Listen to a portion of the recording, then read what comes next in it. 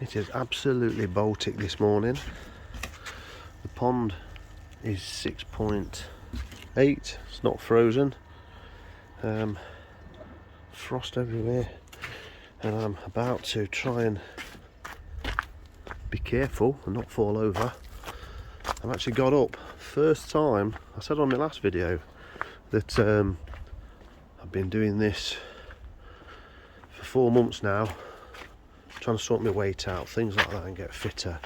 First time this morning. I've never understood how people can get up early. I'm not one of them people. I always think I'm a vampire. So last night I thought, right, I've got to do it. I'm trying to get exercise in before I go to the gym or things like that as an added. So walking, it's almost something I'm trying to fit in. I thought, no, Keith. But last night for the first time, I set my alarm for 7 o'clock this morning, got up, got my water, got my trainers on and my tracksuit or whatever and my hoodie and stuff like that, and headed out for a walk, and I had a good 40-minute walk. Got in, got back at about 10 to 8, and I start work at 8. Great, worked out brilliant. And I've got to say, it's the first time I've done anything like that, and it felt quite liberating. I'm not saying I'm going to stick to it all the time, because I won't, but I'm going to set my alarm earlier, for an hour early every single day, and see where that takes me, because it was nice to experience that time of day and get it done. So actually it was nice to get activity done and you've got the rest of the day ahead of you. It was a weird feeling to think, well, I've done it. I've done 40 minutes of activities, burnt 400 calories, and it's now only 10 to 8. So if I can do that, I'm probably going to have to cut it down to say 30 minutes a day. I'm going to go, but anyway, rambling on from that, you've just seen the outside, very frosty. The bees aren't doing anything because it's too cold. They won't be out. So I'm just doing my morning as you're seeing it, as I do. As I say, you always go by that feel, and the feel is pretty good. I can feel it in here. Fish looking okay. So I've got my little pot that I put on there. The heating's currently not on because I can hear the fans are on, but they are not on, which is great. It's a good thing because I'm saving money. The temperature in here is currently at about 9 degrees by the looks of that. The heater is currently on because it's obviously dropped below 22, so that's going to kick back up and just heat that up.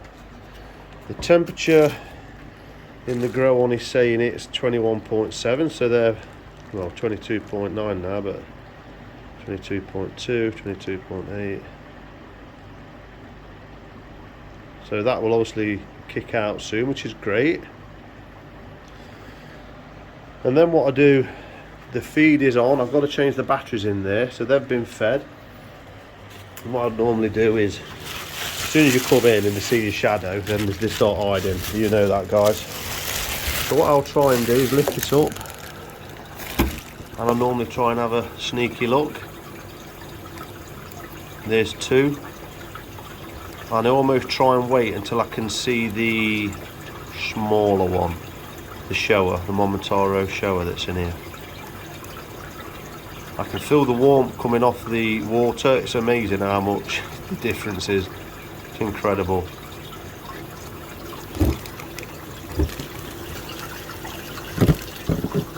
So everything's fine and dandy there. Make sure I put the lid on, put that back. They're been on an auto feeder. What I do with these, the temperature in here will be probably about 9-10. So what I've been doing is I've got the aqua source food that I've been putting in, because these haven't got an auto feed. I'll have a scoop,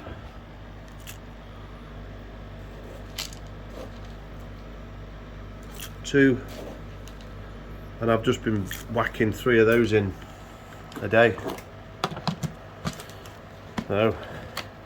My dog pesters me every single day. She'll start stamping at me at the door. So everything's okay. Have a quick look at these. There they are, look. Obviously some of the food's dropped to the bottom. And that's them koi doing what they do best, which is feed off the bottom. And then they'll obviously take this floating food. That air stone there, that's actually stuck to my bottom drain, but it came off. The hose came off. I've got a sinking hose now, but it's not been warm enough yet for me to get back in there and put it on, so that'll be a summer job. I've actually got an individual longer stone in there that's right up at this top corner, so the air is on. So that's that. So they're looking great. Just put that back so I don't need a jumper out of there, unlikely, but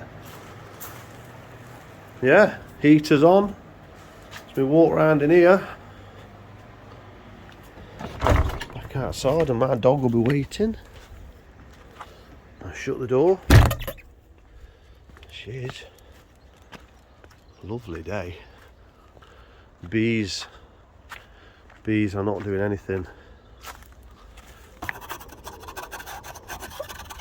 It's about 1-2 degrees at the minute, and the bees will just be in their cluster, so I can come in here and I'll have a little look. There'll be just a tight ball. There they are, they're in a cluster, they're not roaming round, and they're keeping that cluster to keep all the warmth localised. In the middle of there will be the queen. This one will be a bigger cluster because it's a bigger colony. There you go, that's a much bigger colony than that one. So they've got more chance of surviving. These really should survive. I thought I might lose one.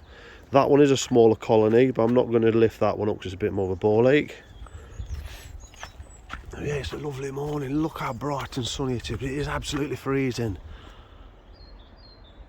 Winter honeysuckle. Absolutely beautiful. And I said on one of my last videos, irrigation, this pond's frozen, the little one, there's 2 goldfish in here, but just by putting some polycarb over, look at the line there of where the frost hasn't been able to get hold of. So if you've got anything like this, a pond, just by slightly covering it on a corner, you actually are protecting it. It sounds daft, but if you just look at that, no frost, keeps the air exchange. And look at this,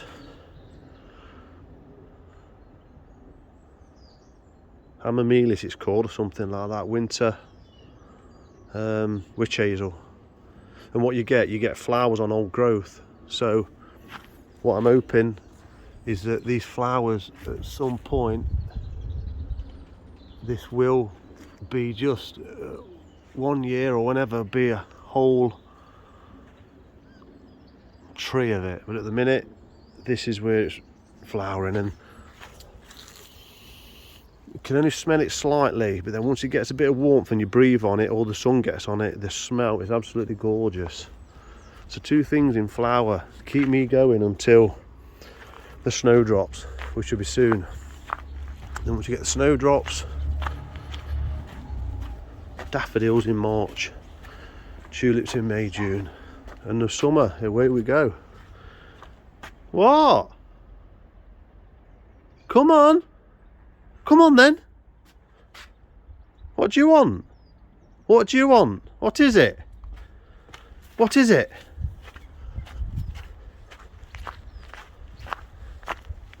What? What are you telling me? What is it? Look's made this. I know if she's done it. Come on then, let's go. Come on, there she goes. So there's my little walk round that I try and do every day. It has been cold this year. I think these plants are going to suffer. Definitely dead. I think this winter's took them. The cactus I've got there looks like it's dead. There's an acer there that I'm hoping isn't. Should be okay, it's protected. You always think this time of year we're going to lose some plants. And back to the deck where one day, not long in the distant future, I will be sunbathing. One thing I have done the other day, this is a wisteria. Anybody that's got a wisteria in winter, you prune twice. In winter to the main frame, about finger length. I always leave 2 buds. Give it a good trim back, and if you keep doing that every winter, then you'll get a good framework, and you'll promote flowering buds. And basically what was on this was whips like this. So basically you prune twice. You take off the whips, they're long. With wisteria you get long massive growths. You can take them out at the end of summer, and then in winter you then trim back like this to your framework. And if you do that, you'll get a good framework and it'll flower. Or you can just let it go. Right, in for the coffee. So this is, I guess, part 2 of this video, this week's update, because I've just looked at the first bit of video recording I've been doing was when it was really frosty and cold, which was about 2 weekends ago now. So 2 weeks ago, to give you some context. It's still going to be very cold in the UK next week, so thought I'd give you an update of where I was to conclude an update of what's going on. I've had a bit of a tidy up in my greenhouse, quite a bit of a tidy up actually, still loads to do. So less of the rambling, I'll spin you around and we're going to have a look at this koi pond. And next week, on the next video, I've got a really good update of my shower, Momotaro shower. So this is the grow on. Just got the panel up. I've not got a feeder on this, so I just come in and I put 3 scoops in every day, and this is the Aquasource sinking 50/50. What I have noticed, or not noticed, but if you have a look in there, you'll see I've got a air stone, one of the flat discs that's on top of my bottom drain. Now the hose came off, so I've got a can't really see it, but there is an air stone in there, like one of the tube ones. Now what I found out, and I think I mentioned this on my last video, I've got my eyeball, the return TPR we want to call them, there's like an eyeball in there and it's pointing down. Now when I put the air stone about here, I've noticed without the air, say if the air stone is in the middle, I get muck accumulating here. So obviously the water's getting this sort of motion, and then obviously it's just gradually settling here, not being captured by the bottom drain. But if I put the air stone here, it keeps it turbulent here, and it seems to catch more muck in the Easy Pod, which had a really good clean out yesterday. And as you can see, with that change already, it's got the crap that accumulated just halfway down here. It's got it sort of waterborne now, look. So the fish will, well, the bottom drain will move that, and obviously with the fish moving about, they will get it moved as well. It'll collect just down near the bottom drain, look, where you can see it there now. Will that land? I don't know how close that is, but there's the actual bottom of the pond, this area. I think I can zoom in more than that. There's the bottom drain, look.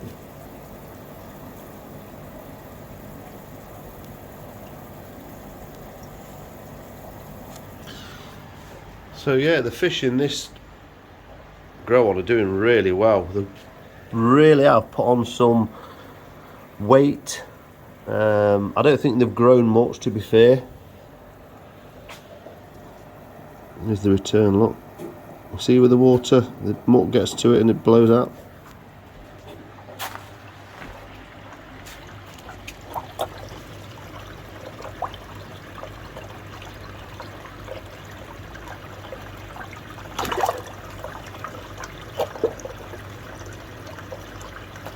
There's the Momentaro shower just below, look. In fact, I won't, oh no, shall I update it now or not? Oops.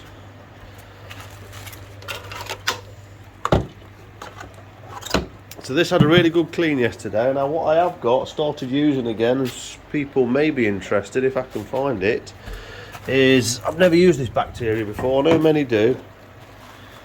The Pure Bond Evolution Aqua Pure Pond. I'm not going to do a video on this because loads of people have it, just bacteria, beneficial bacteria. So I've started putting it in my pond now. So yesterday this had a good clean out, not the actual media, that just got bubbled as normal, and then this had a good clean out, and I've put a good handful of that in. Keep it down there to keep it cool. It's also, I cleaned this filter out, pressure filter, that's on this homemade shower in this little pond that's heated. So that's now got on this top tray, there's like a tray in there with a lid. It's all in there, so that will obviously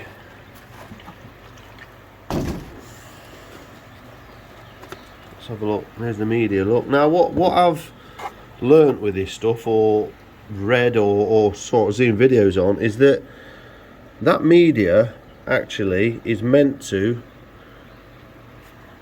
reduce in size, determined on what bacteria the actual pond needs, if you know what I mean. So it reduces in size. So if the pond or the bacteria is chewing up a lot of the ammonia and stuff like that, that reduces apparently in size. It doesn't just dissolve, it reduces when it's needed and when it's active. So that, for example, yesterday is what it went in, the size. And that's it literally within probably 12 hours now. No, 24 hours. It's probably 24 hours as we speak. So I've just cut these pieces of poly styrofoam type stuff just when I'm bubbling, and I found it's quite useful just to keep in there as well. So instead of having it open and media, I've just cut those just to fit in. It works quite well, easy to take off. So I've just come in, lovely in here. So the difference I've made in here, look, if I turn around, is I've moved that big screen that was there, bench, so I've reduced it in size, so I've actually got more space here now, and I've just put some blocks in here, put this little seat on here, so I can literally sit here now like on a pew and just look in the pond, which is quite nice. It's starting to get a little bit more buoyant now as well in here, so when you come in, because the days it's been quite sunny. Also put some Virkon in yesterday in both of these ponds. The fish, the other three fish that are in here, looking a lot better. And I've got to say, I'll tell you what I will do. If you got this far in the video, the next video is going to update you on the Momentaro shower, the Tosai that I bought in October when I went to Brighton. And on the way back I visited Gary and I got a fish. It hadn't grown, so if you watch 2 videos back, it hadn't grown not even a centimetre, nothing, no growth at all from October, November, December, in 2 months, nothing. I put the heat on. Has the growth increased? Has it grown? What you don't know, and I will tell you now to conclude this video, I got it out yesterday, so I stripped all this off. Well, not stripped it back, but rolled it back, got the netting, got the koi out, measured it, so I've got a size on it now. Has it grown? At 22 degrees in 1 month. It's been a month now. In fact, it's 7 days short of a month. Okay, so it's not quite a month on the calendar month. Okay, so it's probably worthwhile me looking in what that is in weeks. So yeah, what do you think? Have a guess. And then next video I will definitely try and get a shot of the koi, put some details of there of date timelines of what it is and what it's grown at what temperature. Okay, and then what the differences are from that month to this month. Has it grown? You tell me. Have a guess. Put it down in the comments, guys, and I will see you on the next one. Hope this next bit of a cold spell is the last. Would be nice, wouldn't it, before we get into March. So hope your koi are okay, hope you're okay, and bye for now.